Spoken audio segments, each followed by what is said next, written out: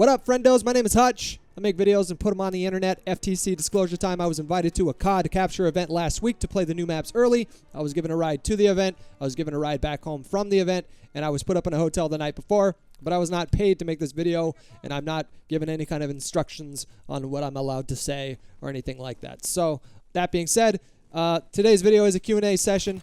The gameplay that you guys are watching is over a map called Occupation, which may look familiar to you if you're looking at it, and that's because it's actually a remake of the Modern Warfare 3 map, Resistance. So I didn't really realize it at the time, but now that I'm watching the footage back now, it's obviously a remake, and I just didn't notice it.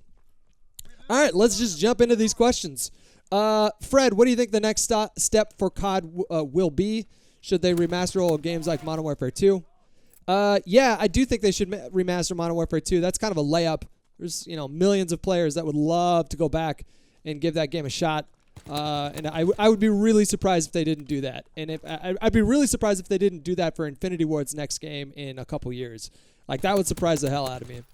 And then as far as what they need to do, I don't have any specific suggestions on this mechanic or that mechanic or something like that. But I really do think we're at a point with COD now where they need to really shake things up and introduce something really brand new.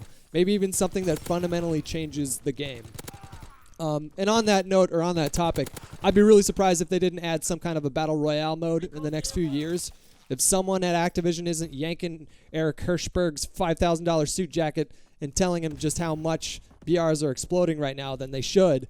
And I fully expect to see them do that at some point. I know they did it with COD Online, but I think it will be a feature in the console versions, and I'm going to guess in the next few years. I could be wrong, though. All right, I'm baked. Hutch, do you think a career based around video game content creation is sustainable? Do you have any ideas about what you would do if one day your current line of work wasn't financially viable? Yeah, so I do think that it's a sustainable career, and I think I'm evidence of that, and me along with many other people. It's tricky to still be doing this after 10 years. I'm not going to lie to you guys. So, for a lot of reasons too. Your energy gets sapped, the algorithms change, the trends change, and if you don't adapt with it, then you end up sort of just sinking right down to the bottom. But YouTube isn't the only avenue that I have, and it's not the only avenue that people that are aspiring to do this work have, and who knows what's going to happen. I stopped trying to predict these things a long time ago. And I maintain just faith within myself that I'm able to sustain it. And that's worked out for me so far. Adpocalypse stuff can be kind of scary and frustrating, but that's why I think it's important to have your toes in many different pools and not just one pool. That would be like the biggest piece of advice that I would give to people just starting out. Don't just focus on one platform. Maybe in the beginning, but eventually branch out and explore different platforms and different methods of delivering videos. Connor Goldsmith, hey Hutch, could you give some advice to a 20-year-old on balancing creativity and work responsibilities within day-to-day life? Loving the vids, especially Fortnite games. Yeah, Connor, so I think it's like a healthy mixture of spontaneity and routine. Like, I have my little routine that I do basically every single day, and it helps keep me focused and grounded on what I do. But I also make time to be spontaneous with the ones that I love. Like, just take a Sunday and go spend it somewhere with Esme. Or do something new, experience something new together. I think it's really just as simple as making sure that you give yourself that time. Like, you set aside time where you say to yourself, I'm going to do something just for me. I'm going to unplug from all this. As far as people's particular creative processes go, everybody's is different, but I think it benefits anybody who's doing anything creative or artistic to step away from that thing for a little bit, to sort of metaphorically splash water on your face to get a fresh perspective on things. Hector Rodriguez wants to ask, circumcision, yes or no? Hector, the answer is no. We're not chopping babies' dicks off in 2018 anymore. We're not doing it. And if you chop your baby's dick off, I'm going to be pissed. If you had a son and you told me he was circumcised, I would have to seriously question my friendship with you. You know that this gets me worked up, Hector, and you asked it anyways. So let's just move on. Essence of Bogue, what do you consider a turning point in your life? There are a lot of turning points in my life, but I would say like the most pivotal turning point that I ever reached in my life was the first time that I experienced depression.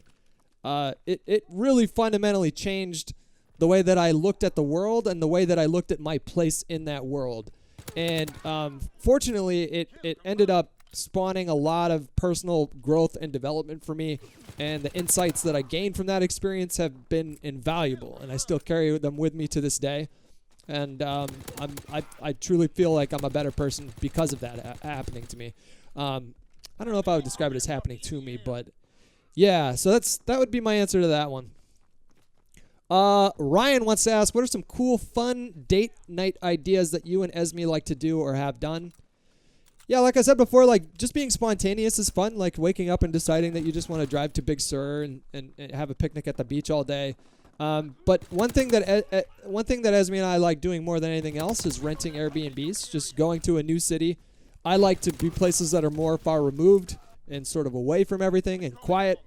And so we make time to do that I'd say like every couple months, maybe every few months. And it's fun. You get to explore new cities, eat in new restaurants, see new things. It's a good time.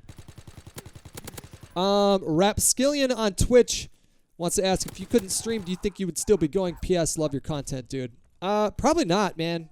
To be honest, like streaming for me has been such a blessing and a godsend, because, and I think I mentioned before in answering one of the questions, YouTube can be a very volatile space, both in terms of how it operates and viewers' expectations and CPMs, and it can be wildly unpredictable, and there's a lot of stress that comes with that. And so Twitch for me, like once I started streaming, and it's taken me a minute to build this audience that I have now on Twitch, but it's been such a refreshing, fun approach to gaming, and it feels new again. And there's all kinds of like wild growth going on over at the Twitch page. Like I just hit this milestone of hitting, I think, 1,600 subscribers, which is nuts. Like I'm not talking about followers, that's like 300,000, but I'm saying paying subscribers, like 1,600, and that gives me energy. It makes me want to keep going. So maybe I would be, but I don't know if it would be at the same degree that I am now. Like Twitch and streaming in general really did sort of bring me back into the fold of things and help me rediscover why I was having fun with it in the first place. Andrew Curiel wants to ask, I know you're probably going to say you have no regrets in life or something like that, but what's one thing you could go back and redo from the past? I've answered this question before, but I decided to answer it again, just in case people didn't see that. I absolutely do have regrets, and I think it's important to have regrets, because that's one of the ways that I think you grow as a person and learn how to just be in this world. If I had to pick one thing that I regret more than anything else, it would be getting eloped in Vegas. It ended up like costing me a friendship that was really dear to me. We both rushed into it, and I pushed for it very hard. And looking back, it just wasn't a good decision. And it took going through some shit and experiencing consequences to reach that conclusion. But the thing about having regrets is you can look at those regrets, and then you can learn from them, and you can decide, well, I'm just not going to be that kind of person anymore, not going to make that same kind of mistake anymore, and I'll use this to sort of become a better person in the long run. So I say, yeah, have regrets, use them, they're good things. Gary Stein wants to ask, since you've started cooking more and more, do you feel like that has helped with your depression? I think it has with mine, something hands-on and rewarding to say you made. Yeah, so depression isn't really like a big part of my day-to-day anymore. I still have moments where it'll just hit me like a huge wave of negativity will hit me, and my thoughts will become very negative and self-deprecating. And I think that's always going to be with me to some degree or another, but as far as like actual depression, debilitating depression, it's not a part of my day-to-day anymore. But what I will say is that doing something like maintenance on your soul, finding hobbies that you enjoy and then exploring those hobbies and learning how to get better at those hobbies, that absolutely will help keep depression at bay. And cooking, I would say, has definitely helped in that regard. I love cooking. It's a lot of fun. It's personally rewarding, and food is awesome. So to answer your question, yes, I would say that it has helped in that regard.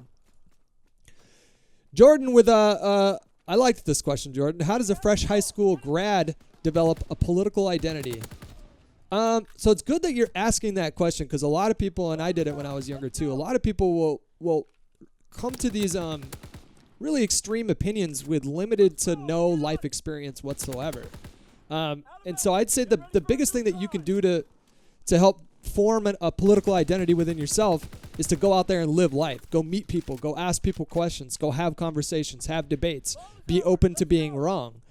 Be open to hearing what other people have to say. You're sort of like this blank canvas right now, and you just want to paint. You just want to grab a bunch of paintbrushes and just paint it with as much shit as you possibly can, and that involves just going out there and being in the world and being a social person. So that would be my advice to you.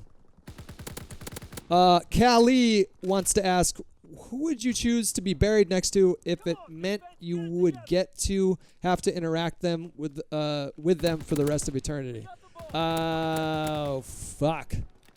My answer is always Buddha to this one. I mean, I didn't really fully read the question when I picked this one, because my initial response is I don't want to be buried. I don't want to be buried in a coffin, and I don't care about I don't care about that stuff. I'd rather be cremated or just plant my body in the soil and give it some nutrients.